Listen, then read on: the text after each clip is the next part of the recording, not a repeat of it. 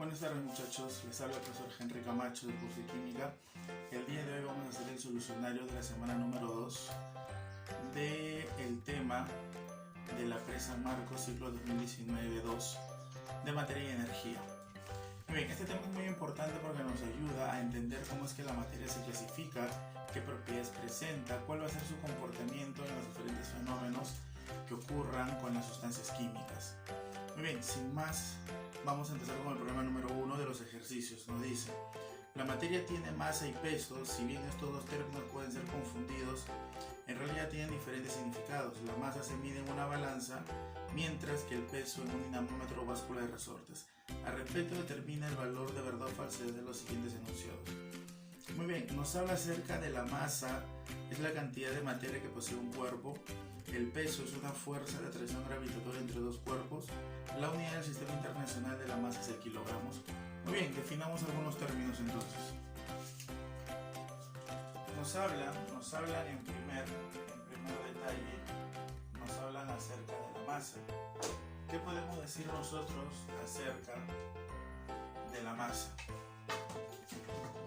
Muy bien, nosotros sabemos que la masa primero representa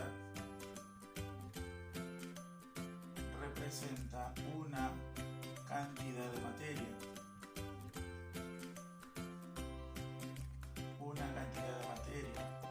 Esta materia pueden ser iones, moléculas, partículas, átomos, pueden ser canicas, pueden ser manzanas, pueden ser todo tipo, aquello que tenga una cantidad que se pueda cuantificar. ¿Okay? ¿Qué otra característica presenta? Que su valor no depende de la ubicación, geográfica en donde sea tomada la medida. Es decir, nosotros podemos tener una bolsa con 20 canicas dentro, cada canica tiene una masa determinada, y entonces nosotros podemos irnos de viaje de repente al otro lado del mundo, nos podemos ir a Tokio, podemos ir a Oceanía, y nuestra cantidad de canicas que tenemos en la bolsa nunca va a cambiar. Por lo tanto, la cantidad de materia que tenemos va a seguir siendo la misma. Eso significa que yo ande por todo el mundo con mi bolsita con canicas, esa cantidad siempre va a ser constante y fija. Por eso podemos decir que la masa no depende de la ubicación geográfica, sino que siempre su valor va a ser constante. ¿Qué más podemos decir acerca de la masa? De que se mide en la balanza y su unidad en el sistema internacional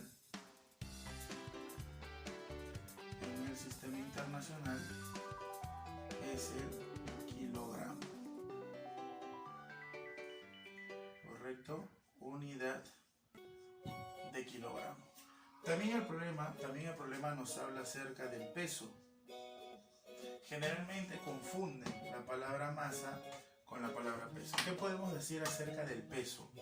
El peso, definamos primero que es una fuerza gravitatoria.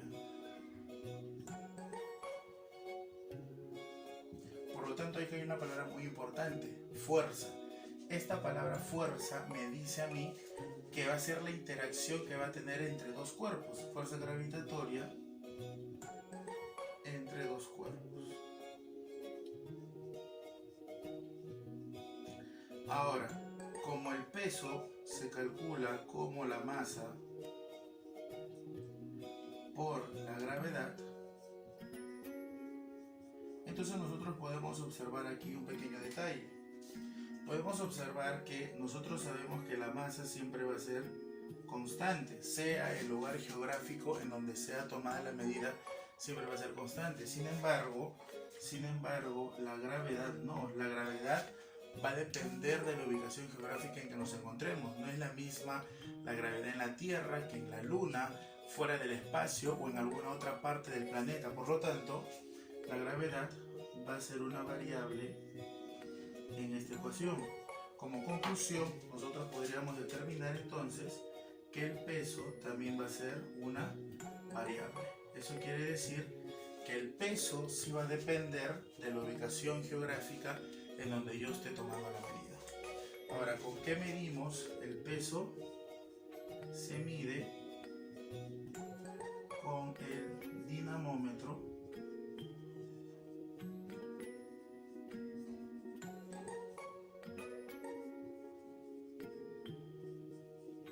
y la unidad es el newton. Muy bien, entonces tenemos dos características muy importantes. Se mide con el dinamómetro y la unidad en el sistema internacional es el newton. Por lo tanto, con esas características ya podemos revisar nuestro problema. La opción número uno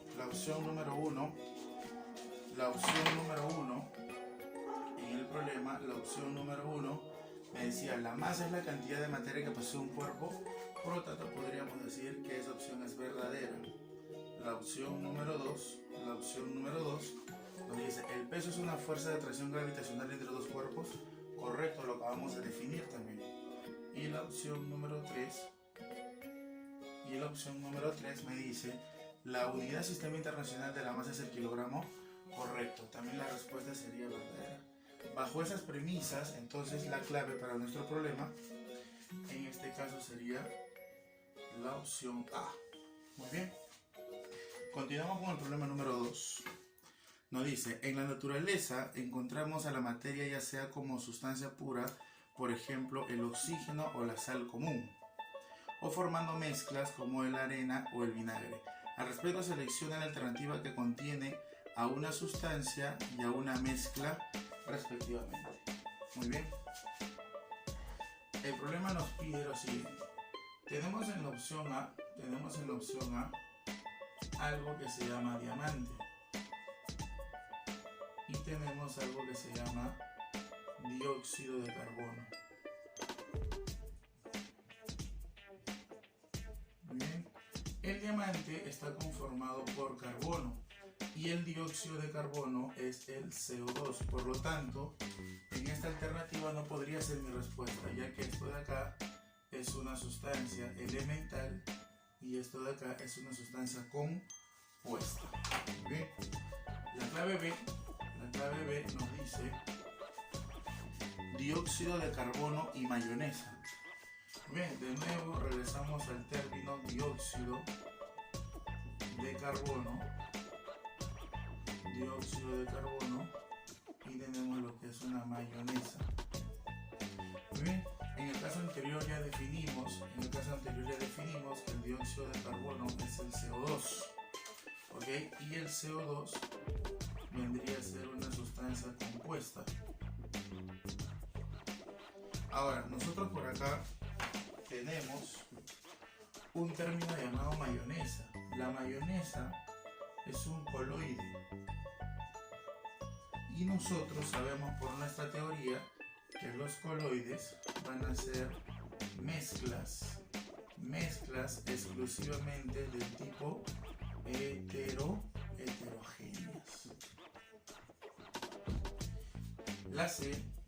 La alternativa C nos dice monóxido de carbono y nitrógeno líquido.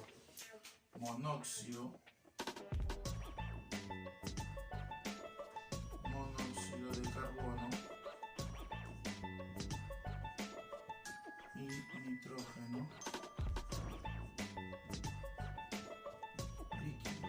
Muy bien. En ambos casos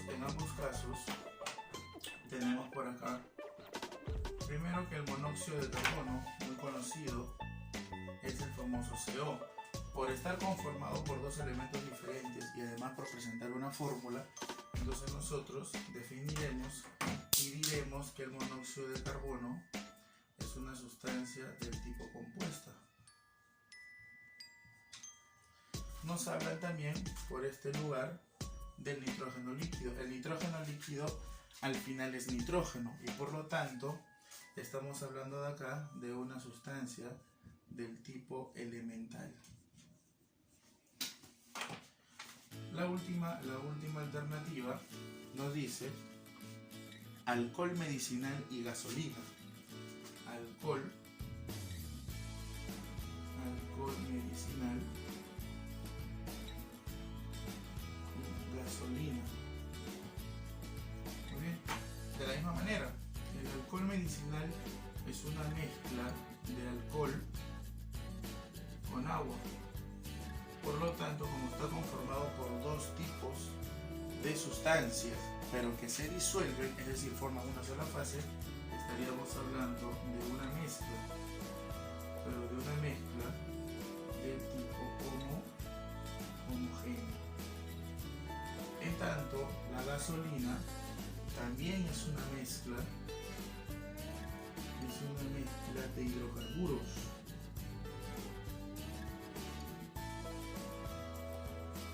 De hidrocarburos líquidos, obviamente, ¿no? Líquidos. Por ejemplo, ¿a partir de cuándo? El pentano, el hexano, el heptano, el octano, etc. Por lo tanto, el alcohol medicinal está conformado por alcohol más agua, que nos genera una mezcla homogénea, al final y al cabo una mezcla, y la gasolina nos genera una mezcla de hidrocarburos líquidos, muchos hidrocarburos que me van a generar una mezcla denominada gasolina. Por lo tanto, en nuestro problema nos pedían que identifiquemos una sustancia y una mezcla, respectivamente. Bueno, él es una sustancia elemental, pero él es un compuesto. Él es una sustancia compuesta, pero él es un elemento. Él es una mezcla y él es una mezcla. Por lo tanto, nuestra única alternativa, ya que la sustancia compuesta es una sustancia, sería la clave B, debido a que él muestra una sustancia del tipo compuesta, como es el dióxido de carbono, y nos muestra una mezcla del tipo heterogénea, que es la mayonesa. Para nuestra pregunta número 2, la clave sería la letra B. Continuando con el solucionario, veamos la pregunta 3.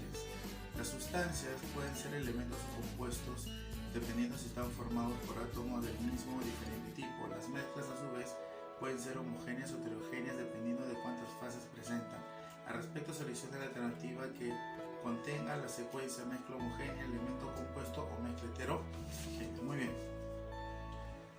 Nosotros tenemos por acá como primera opción lo que es el agua potable. El agua potable, nosotros sabemos que es una mezcla del tipo homogéneo, debido a que el agua potable está conformado por varias sustancias, sales, agua, microbios y toda una serie de sustancias, agentes patógenos que vienen con el agua. Definitivamente, como nosotros no podemos observar ninguna de ellas, digamos que solo presentan una sola fase, por lo tanto son denominadas mezclas homogéneas. El grafito nosotros sabemos que está conformado solamente de carbono y por lo tanto el grafito tendría que ser una sustancia del tipo elemental. A su vez el oxígeno, si nosotros hablamos del oxígeno gaseoso, también estaría conformado por una sustancia del tipo elemental, debido a que podríamos decir de que el oxígeno simplemente es O2, como en el caso del grafito, que simplemente es carbono. ¿Okay? En el caso de la glucosa, nosotros sabemos que la glucosa es un compuesto, ¿no?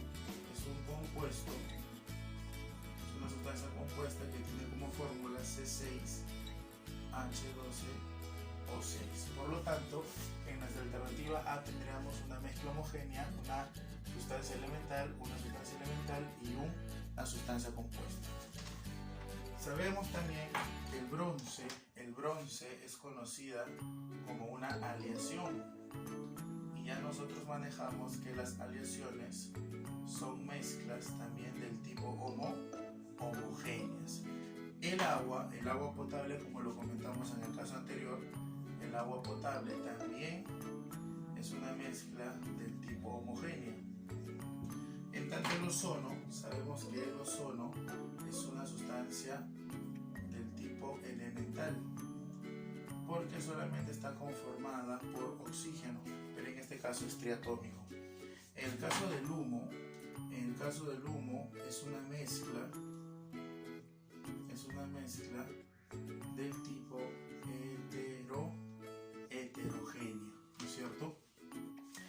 ya que se pueden observar las partículas suspendidas que se tienen en el interior. Por lo tanto, no podríamos ver una sola fase, sino que veríamos varias fases. En el caso de la C, de nuevo regresamos, es una aleación. Nosotros sabemos que una aleación sólida es una mezcla de tipo homogénea. De nuevo retomamos el término ozono. Sabemos que el ozono es una sustancia elemental. El ozono es una sustancia elemental. Sabemos que eso es. La glucosa es una sustancia compuesta. Su fórmula la tenemos por aquí. Y el humo, nuevamente, la tenemos como una mezcla del tipo heterogéneo. Y en la letra D nos hablan del gas propano. Bueno, el gas propano, nosotros sabemos que es el C3H8, es un hidrocarburo, por lo tanto, es una sustancia compuesta. En el caso del ozono, que es el O3, sabemos que es una sustancia elemental. En el caso del humo, lo comentamos hace un momento, es una mezcla del tipo heterogéneo. Y finalmente tenemos el grafito, que sabemos que es carbono, es una sustancia del tipo elemental. Por lo tanto, a nosotros en nuestro problema nos pedían que busquemos la relación mezcla homogénea, elemento, compuesto y mezcla heterogénea. Mezcla homogénea, elemento, compuesto y mezcla heterogénea. Por lo tanto, en el problema número 3, la opción más cercana a lo que nos piden es la letra C. Muy bien, continuando con el solucionario, vamos a ver el problema número 4, que nos dice: las propiedades de la materia son aquellas que permiten reconocer los diferentes materiales y diferenciarlos unos de otros. Selecciona la secuencia correcta de propiedad física o química de la sustancia. Muy bien, recordemos que una propiedad física es aquella que al ser medida o observada no va a alterar la composición interna de la materia que se está analizando. Es decir, nosotros podemos medirla, aplicar algún tipo de medición, podemos observarla a simple vista mediante un microscopio o con algún instrumento de visión, y su naturaleza no va a cambiar, la composición va a seguir siendo la misma. En el caso de una propiedad física, sí vamos a tener que alterar a la materia para que ésta nos pueda dar como respuesta la propiedad que queremos analizar, y por lo tanto terminaríamos cambiando la estructura de la materia para poder observar la propiedad que nos va a mostrar. Muy bien, veamos la alternativa 1. La alternativa 1 nos dice la capacidad para formar hilos. Esta es una propiedad denominada física, debido a que la capacidad para formar hilos, a esto se le conoce con el término de ductibilidad, la propiedad que se tiene para formar hilos. Asimismo, hay una propiedad muy parecida que se le llama la maleabilidad, que es la propiedad que tienen los metales para formar láminas. En la opción 2 nos dicen combinarse con el oxígeno. Bueno, el término combinarse hace alusión a que va a ocurrir una reacción. Por lo tanto, sería una propiedad del tipo química. En la opción 3 nos dice ocupar un determinado espacio. Esta definición apunta mucho a la definición de volumen. Recuerden que la definición de volumen es el espacio ocupado por un cuerpo, y el volumen vendría a ser una propiedad del tipo física. Y en la última tenemos combinarse con un ácido. De nuevo, el término combinarse, que hace alusión a una reacción. Por lo tanto, esta sería también una propiedad química. Observando las claves, la que más se aproxima física, química, sería nuestra clave D. Muy bien, muchachos, con eso hemos realizado el solucionario del problema 3 y el problema 4. Continuando con el solucionario, vemos el problema número 5. Nos dice: dentro de las propiedades físicas encontramos las propiedades intensivas, que no dependen de la cantidad de masa, y las excesivas, que sí lo hacen. Al respecto, determina la alternativa que solo contiene propiedades intensivas. Muy bien, tenemos la primera opción, la densidad. La densidad, nosotros sabemos Hay una propiedad que nos dice que la densidad es la masa sobre el volumen. ¿Qué nos dice la propiedad? La propiedad nos dice que la masa es una propiedad extensiva y el volumen también es una propiedad del tipo extensiva. Cuando nosotros tenemos la división de dos propiedades extensivas, la resultante tendría que ser una propiedad del tipo intensiva. Además, esta sería intensiva. Además, nosotros sabemos que la densidad no depende ni de la masa del volumen, sino que la densidad depende de la temperatura. Por lo tanto, para una determinada temperatura, nosotros vamos a tener una determinada densidad, sea cual fuere la masa del cuerpo que presentamos. Por lo tanto, es una propiedad intensiva. En el caso de la inercia está relacionada bastante con la masa, ¿no es cierto? La inercia se define como la resistencia que presenta el cuerpo a moverse. Esta resistencia va a ser mayor cuando se tenga una mayor cantidad de masa, porque se tiene una mayor cantidad de materia. Por lo tanto, la inercia está relacionada con la cantidad de masa y materia. Por lo tanto, esta no sería una propiedad del tipo intensiva, sino que sería una propiedad extensiva, debido a que depende de la cantidad de masa. En el caso del volumen, también depende esta de la cantidad de masa, debido a que si se tiene mayor cantidad de materia, nosotros vamos a tener más masa y por tanto vamos a ocupar un mayor volumen. Por lo tanto, tampoco sería una propiedad del tipo intensiva. Sin embargo, nosotros tenemos por acá una propiedad que es la dureza. La dureza se mide con el rayado, ¿no? Aquella que presente una gran resistencia a ser rayado se le va a considerar un material muy duro. Nosotros sabemos que el material más duro es el diamante, y por lo tanto, así tengamos un diamante muy grande o tengamos un diamante muy pequeño, nunca este se va a poder rayar. Por lo tanto, la dureza también sería una propiedad del tipo intensiva, debido a que es una propiedad innata que viene con la materia, no depende de la cantidad de masa. Así se tenga poca materia o mucha materia, la propiedad siempre se va a mantener. Por lo tanto, las únicas dos que vendrían a ser intensivas serían la 1 y la 4. Y con eso nuestra clave sería la alternativa D. Muy bien, continuamos con el problema número 6. El problema número 6 nos dice lo siguiente.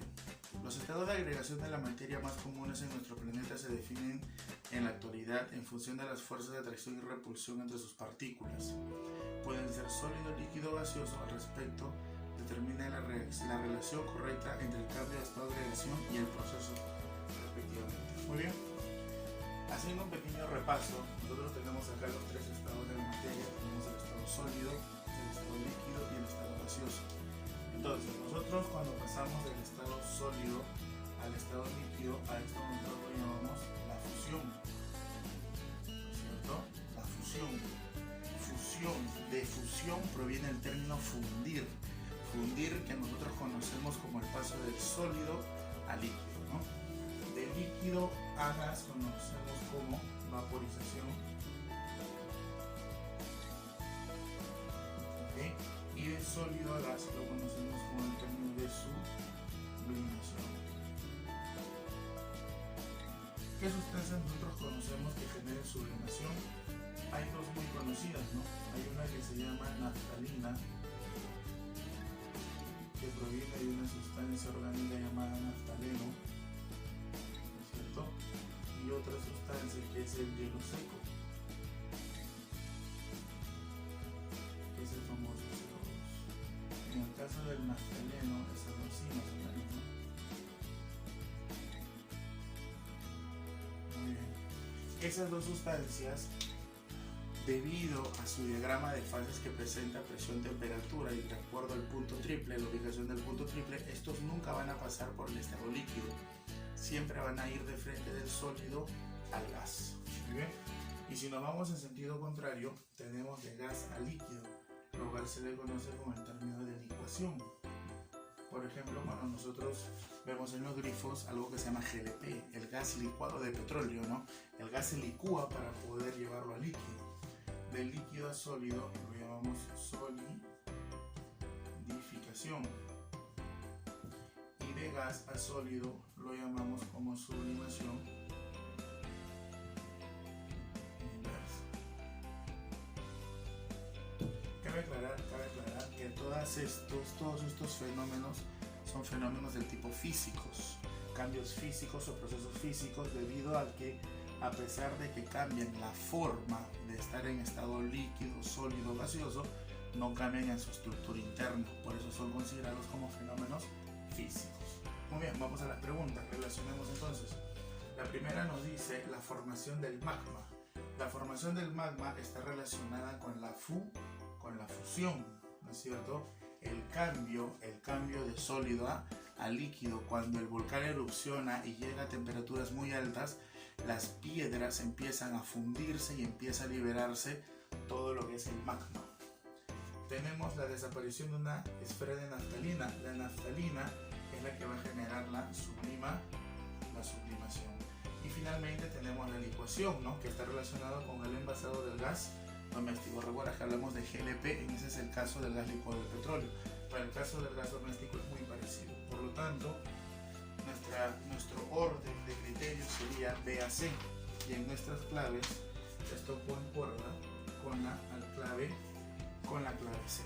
Muy bien, señores, hasta aquí hemos realizado la solución del problema 5 y 6. Siguiendo con el solucionario, veamos el problema número 7. Nos dice: los cambios de estado son físicos, es decir, en ellos no se altera la identidad de la sustancia, como si ocurren los cambios químicos y nucleares. Respecto, selecciona la verdad o falsedad de los siguientes enunciados.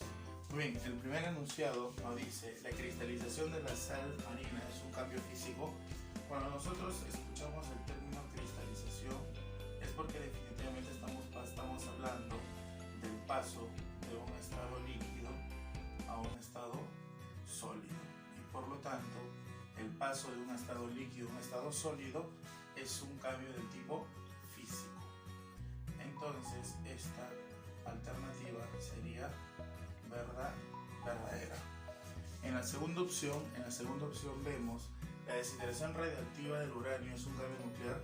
Cuando nosotros tenemos el término desintegración, ya no estamos hablando de que si va a cambiar la composición o si no, sino que estamos hablando de que el núcleo va a cambiar. El núcleo atómico sufre cambios. Y si hablamos de que el núcleo atómico sufre cambios, entonces estamos hablando de un proceso del tipo nuclear. Por lo tanto, esta opción también sería verdadera. Y en la última tenemos la oxidación de los metales. Cuando nosotros escuchamos la palabra oxidación es porque definitivamente estamos hablando de un cambio en la estructura. Un cambio en la estructura. Por lo tanto, un cambio en las propiedades. Por lo tanto, estamos hablando de un cambio del tipo químico. Por lo tanto, nuestra respuesta en el problema número 7 sería verdadero, lo cual sería la clave C. Bien, siguiendo con la solución del problema, tenemos el problema número 8.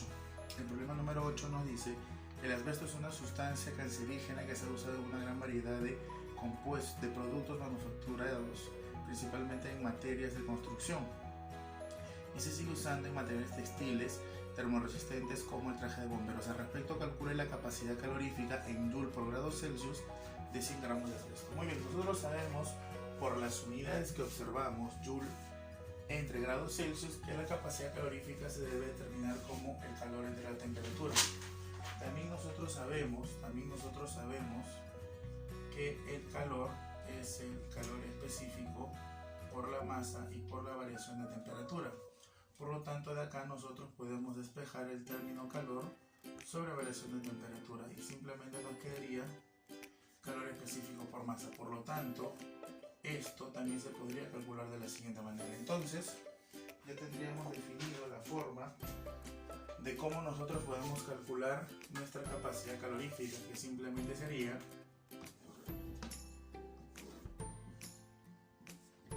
simplemente sería el calor específico por la masa. Según los datos del problema nos dicen que nosotros tenemos, según los datos del problema, nuestra masa de asbesto que tenemos, tenemos una masa que tiene 100 gramos y además tenemos el calor específico del asbesto que tiene un valor de 0.02 calorías grados Celsius, y además tenemos la conversión de que una caloría equivale a 4.18 joules. Bien, con esto de acá nosotros tenemos que realizar nuestras operaciones. Muy bien, reemplacemos entonces. Sabemos que la capacidad calorífica debe ser el calor específico que nos dan el valor de 0.02 en unidades de calorías grados Celsius, y esto por la masa del asbesto, que en este caso vale 100 gramos. Muy bien, rápidamente observamos que por acá se nos van a ir las unidades de los gramos, y que entonces la capacidad calorífica, como acá tengo un 100, la coma puede correr dos veces, estaría quedándonos simplemente como 2 calorías por grado Celsius. Pero la respuesta a nosotros nos la pide en Joule, por lo tanto hagamos la conversión. Tenemos la conversión por acá, entonces decimos por factor de conversión, diremos 4.18 Joule. 4.18 Joule equivale a una caloría, y entonces de esta manera se estarían yendo las calorías, y por lo tanto la capacidad calorífica que va a presentar el asbesto sería 8.36 Joule por grado Celsius. Y si nosotros buscamos en nuestras claves el valor de 8.36, estaríamos observando que la respuesta más próxima a esta sería simplemente la clave B. Muy bien, con esto hemos terminado de hacer el problema número 8. Espero que se haya entendido.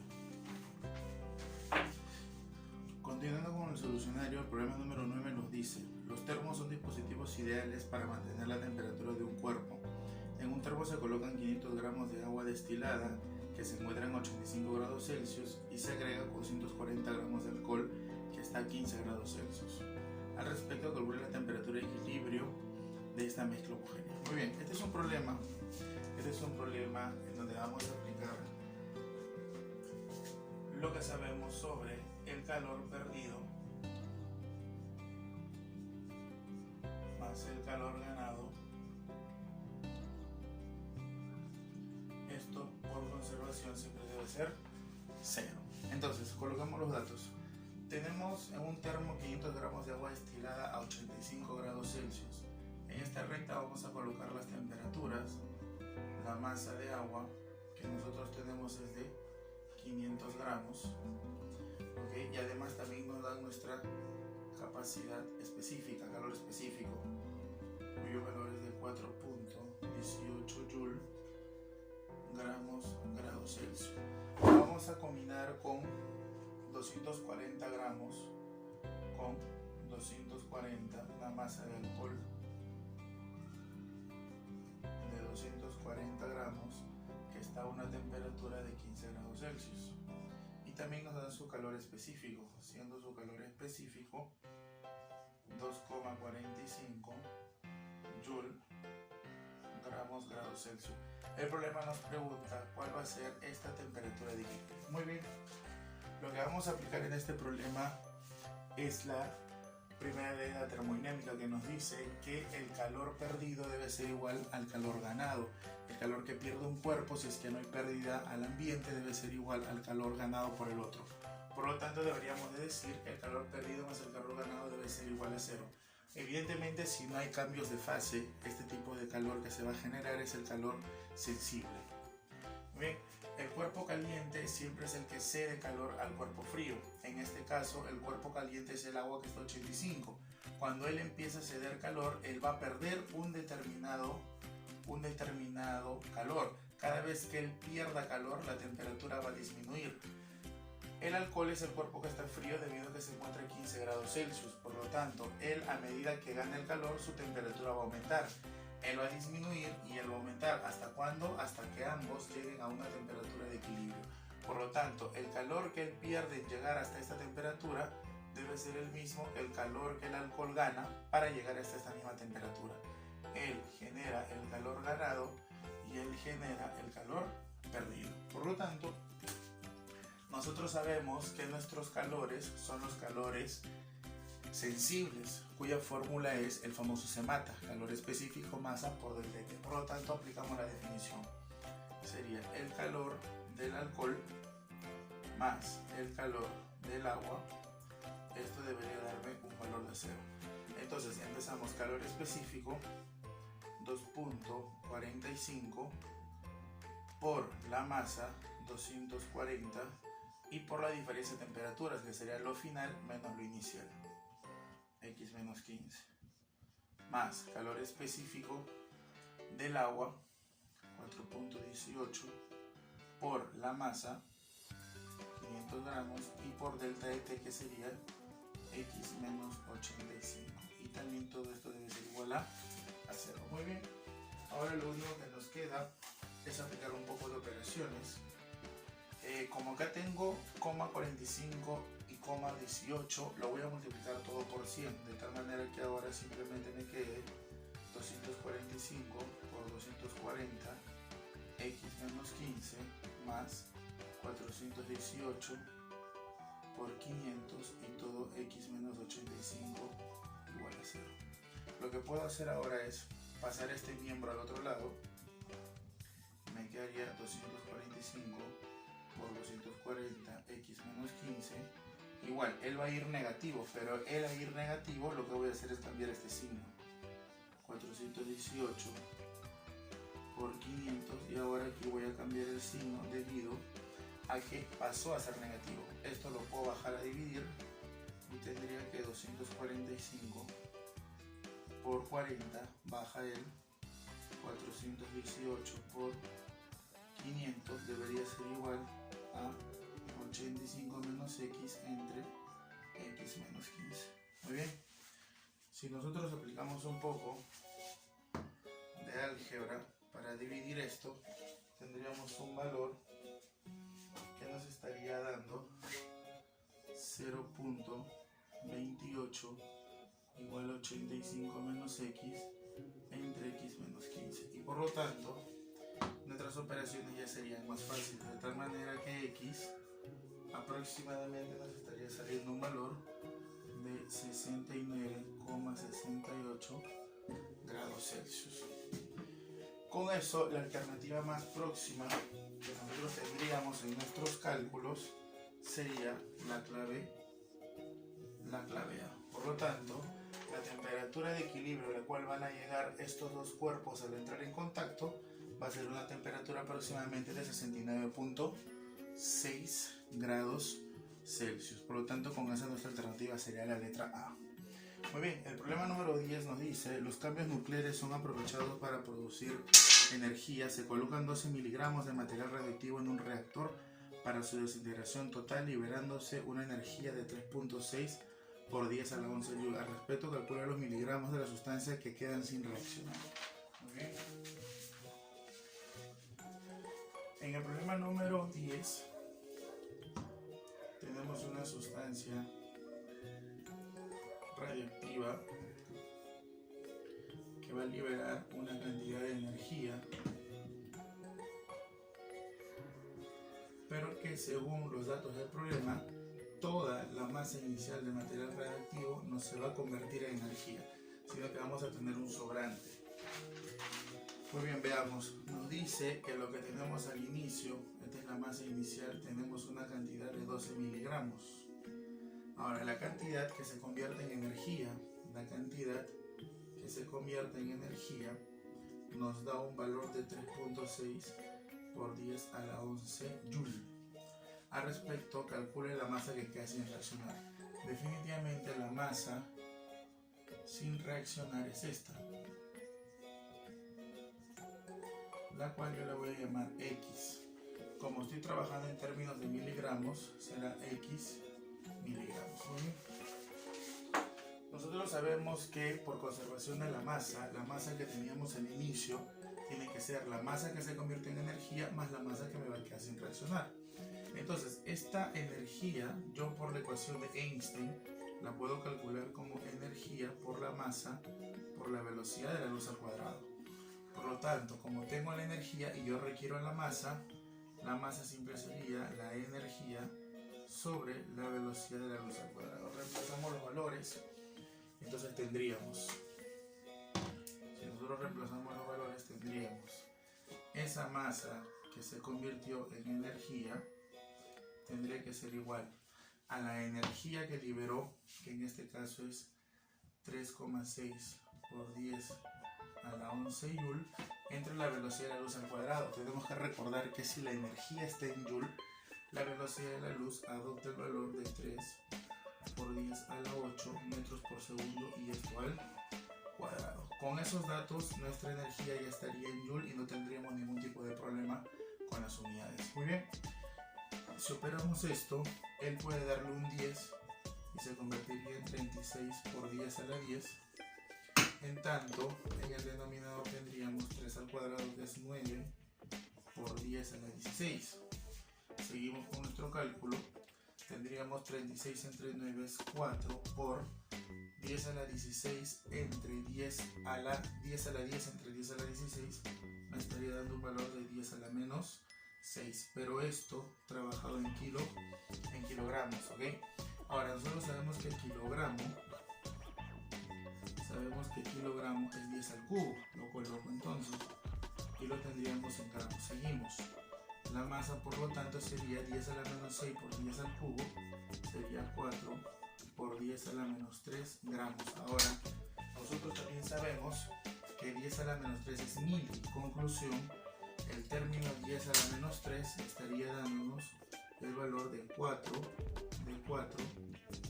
miligramos. Por lo tanto, el valor que se ha convertido en energía es de 4 miligramos. Por lo tanto, por conservación de la masa, se sabe que la masa inicial debe ser la masa que se ha convertido en energía más la masa sin reaccionar.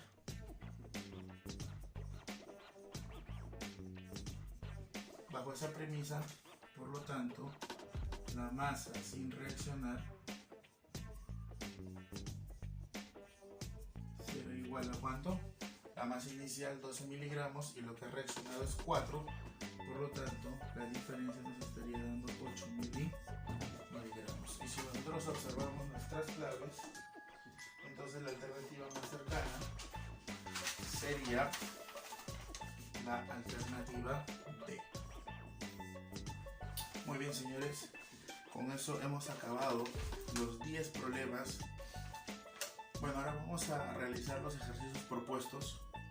Nos dice problema número 1. Las mezclas se caracterizan porque sus componentes se pueden separar por medios físicos, por ejemplo una destilación o una centrifugación. Al respecto, seleccione la alternativa que contiene la correspondiente correcta entre mezcla y proceso de separación. Muy bien.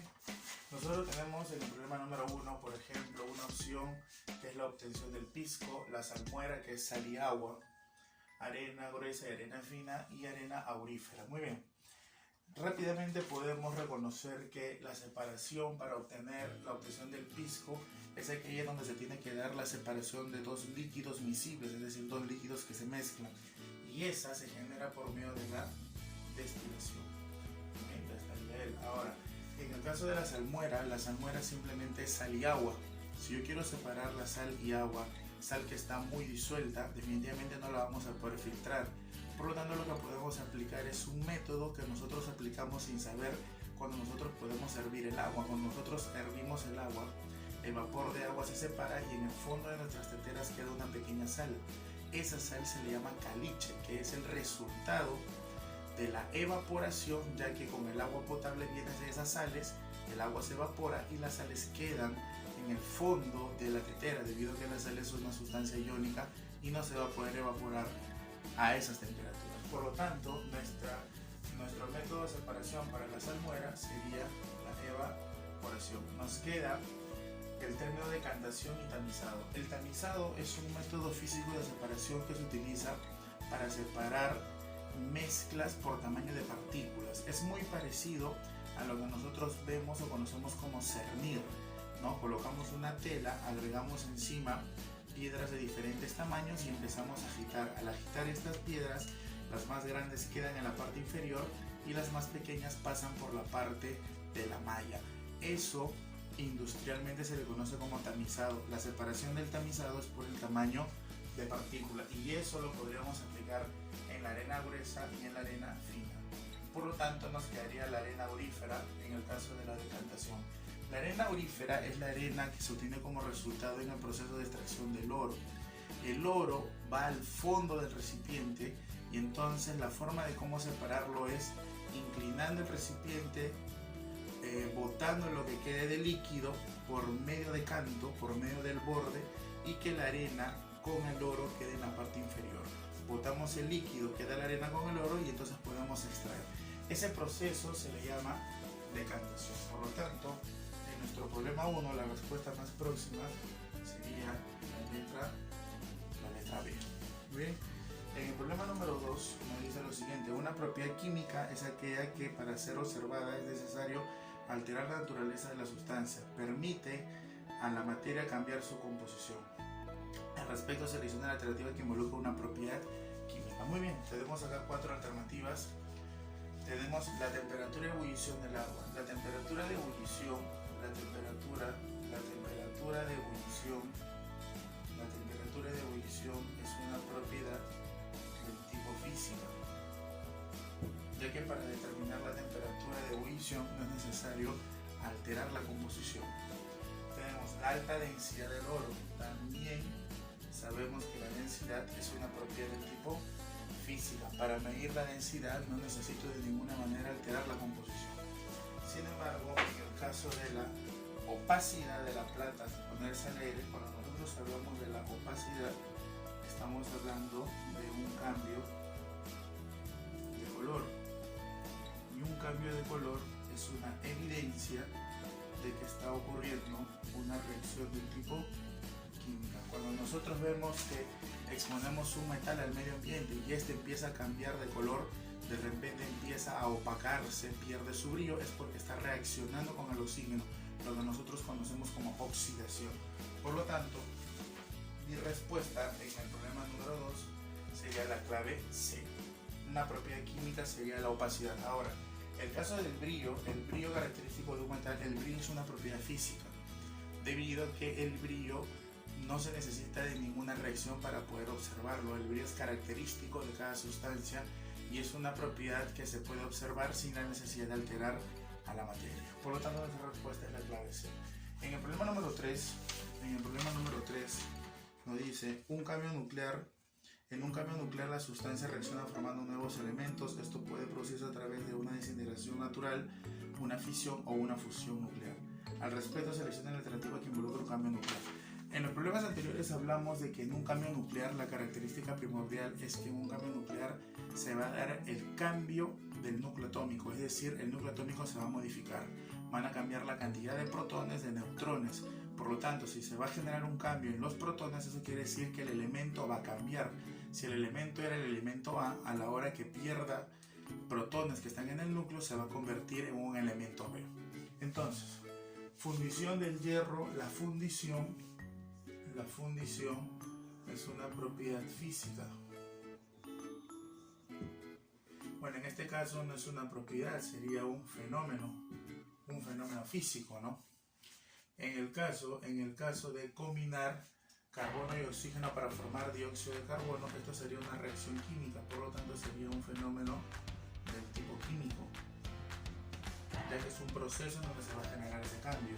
La formación de CO2 a partir del hielo seco, esto de acá simplemente es un cambio de estado, por lo tanto sería un fenómeno físico, ya que estamos yendo de CO2, de hielo seco para obtener CO2, pero el hielo seco es CO2 en estado sólido y el CO2 de repente lo vamos a manejar en estado gaseoso, simplemente hay un cambio de estado, fenómeno físico. Y finalmente nuestra respuesta sería la D, transformación de nitrógeno en oxígeno.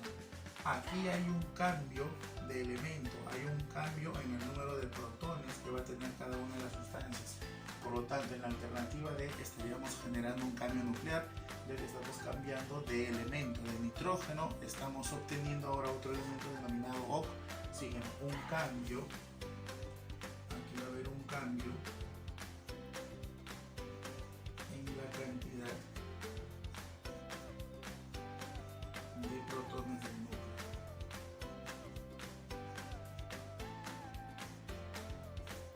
Por lo tanto, nuestra alternativa en el problema 3 sería la clave D.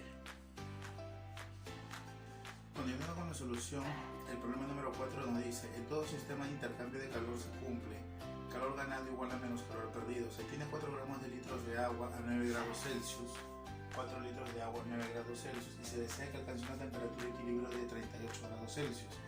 Al respecto, calculen los litros de agua a 78 grados Celsius que se debe agregar para alcanzar dicha temperatura. Muy bien, el problema consiste en que apliquemos el criterio de la primera ley de la termodinámica, que nos dice el calor ganado más el calor perdido debe ser igual a 0.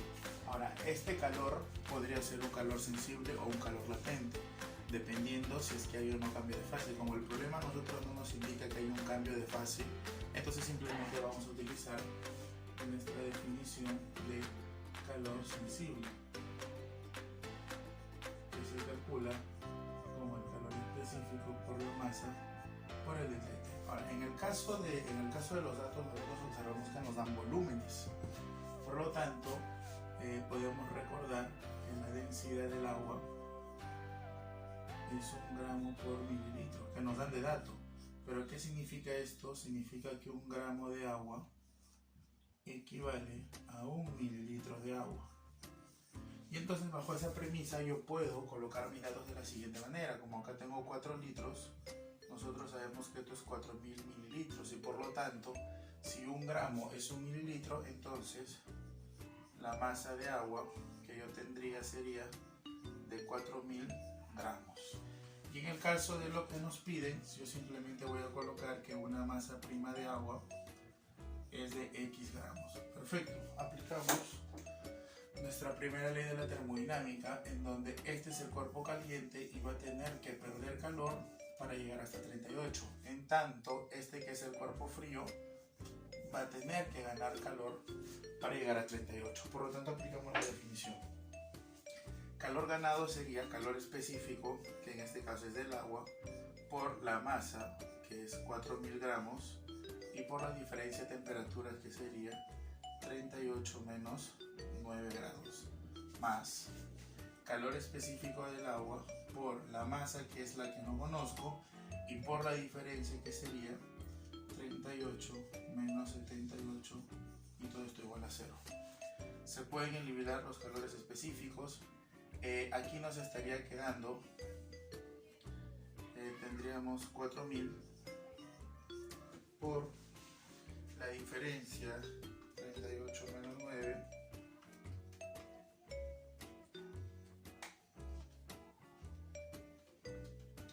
tendríamos 29, y más, aquí tendríamos X por menos 40 igual a 0. Puedo dividir todo entre 40 y me estaría quedando 100 por 29, y acá simplemente me estaría quedando X. Por lo tanto, X me estaría quedando el valor de 2900 gramos. Pero 2900 gramos en equivalencia de volumen sería 2900 mililitros. Pero en el caso del problema no nos piden en litros, por lo tanto la terminación mili haría de que esto se divida todo entre 1000, y por lo tanto nuestro volumen de agua simplemente estaría dado por 2,9 litros de agua. Con esa opción, nuestra respuesta para el problema número 4 sería la alternativa A. Continuando con el último problema, nos dice: en una desintegración nuclear se libera 4,5 por 10 a la 12 joules de energía. Si inicialmente se disponía de 2 gramos de material radiactivo, calcule la masa en microgramos que no reacciona. Muy bien, nosotros sabemos lo siguiente: sabemos que si la energía está en joule, esto lo podemos calcular como mc cuadrado. Por lo tanto, m sería la energía 4,5 por 10 a la 12 entre la velocidad de la luz, que sería 3 por 10 a la 8 y todo al cuadrado.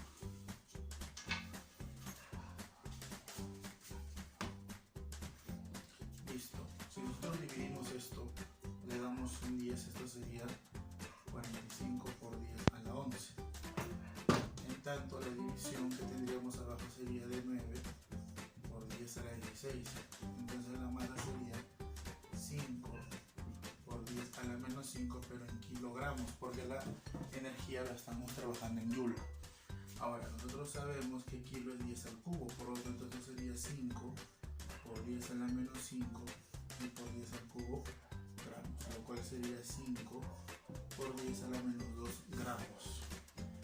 Por lo tanto, aplicando una diferencia, sabemos que la masa inicial debe ser la masa que no reacciona más la masa que se ha convertido en energía. Por lo tanto, la masa que no reacciona debe ser los 2 gramos menos lo que se convierte en energía, que sería 5 por 10 a la menos 2 gramos. Esta masa que no reacciona